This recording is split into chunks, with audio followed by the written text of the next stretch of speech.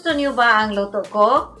Gusto ko rin ang luto niyo. Halina kayo, samahan niyo ako sa aking gagawin ngayong araw na ito.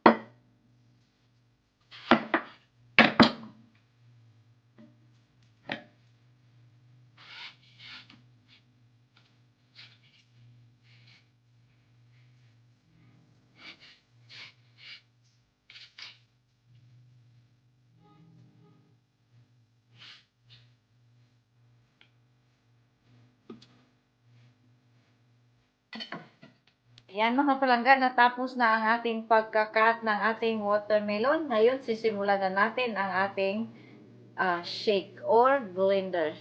I-turn on na natin ang ating blender. Ilagay muna natin ang ating gatas or milk bago natin sisimulan ang ating shake. Ayan. Ayan na siya. At ngayon,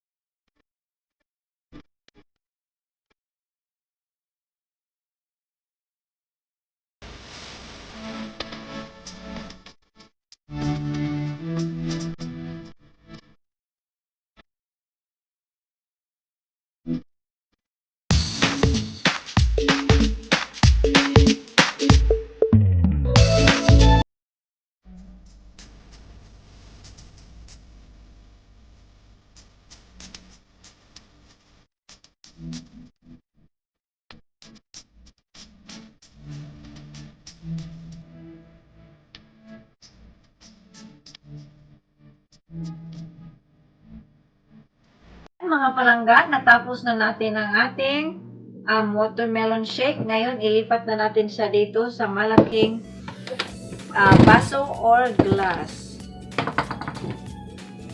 Ayan, ang daming watermelon talaga ang iinumin ko ngayon. Sobrang sarap.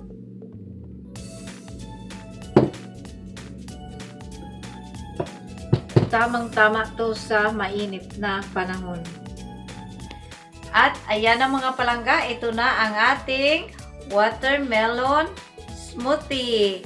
At kung gusto ninyo na malamig na inumin or hindi man ito malamig dahil hindi ko ini-warm up ko kunti ang gatas dahil alam ninyo ayaw kong uminom ng malamig. So, kung gusto ninyong malamig, kung magawa kayo ng ganito at gusto ninyong malamig, so lamigin ninyo. Ilagay niyo sa inyong refrigerator ang gatas ninyo. Ayun, sa refrigerator man ilagay yung gatas usually. So, ayun.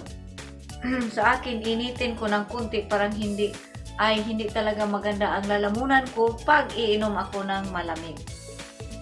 So, ito na ang ating watermelon smoothie. At salamat sa inyong panonood at kita-kita tayo sa ating susunod na recipe. Bye everyone! Bye mga palangga at see you soon!